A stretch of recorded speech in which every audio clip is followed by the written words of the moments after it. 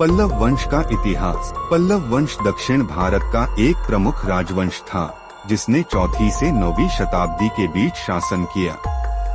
इस वंश की राजधानी कांचीपुरम वर्तमान तमिलनाडु थी।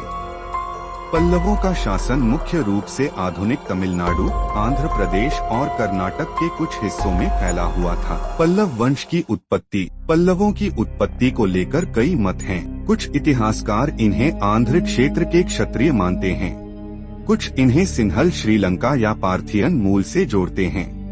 एक अन्य मत के अनुसार वे सातवाहन वंश के सामंत थे, जो बाद में स्वतंत्र हो गए। पल्लव वंश के प्रमुख शासक सिंहविष्णु 550 से 580 पल्लव वंश के संस्थापक माने जाते हैं।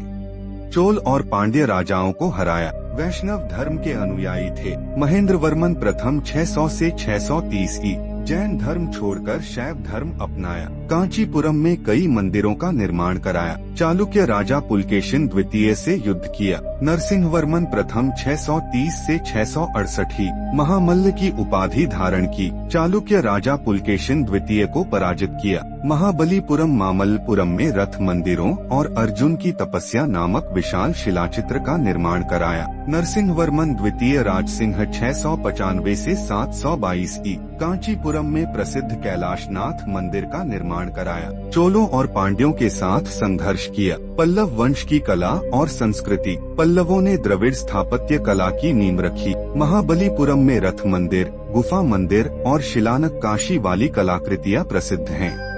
कांचीपुरम और महाबलीपुरम उनके धार्मिक और सांस्कृतिक केंद्र थे। संस्कृत भाषा और ब्राह्मी लिपि का प्रसार हुआ। बौद्ध और जैन धर्म को संरक्षण मिला, लेकिन शैव और वैष्णव धर्म को अधिक बढ़ावा दिया गया। पल्लव वंश का पतन। 9वीं शताब्दी में चोल वंश के उदय के साथ पल्लवों का पतन शुरू हुआ। अपराजितवर्मन 880 पल्लवों का अंतिम शक्तिशाली राजा था। अंततः चोल राजा आदित्य प्रथम ने 9वीं शताब्दी के अंत में पल्लवों को पराजित कर दिया। निष्कर्ष: पल्लव वंश ने दक्षिण भारत के इतिहास में महत्वपूर्ण भूमिका निभाई।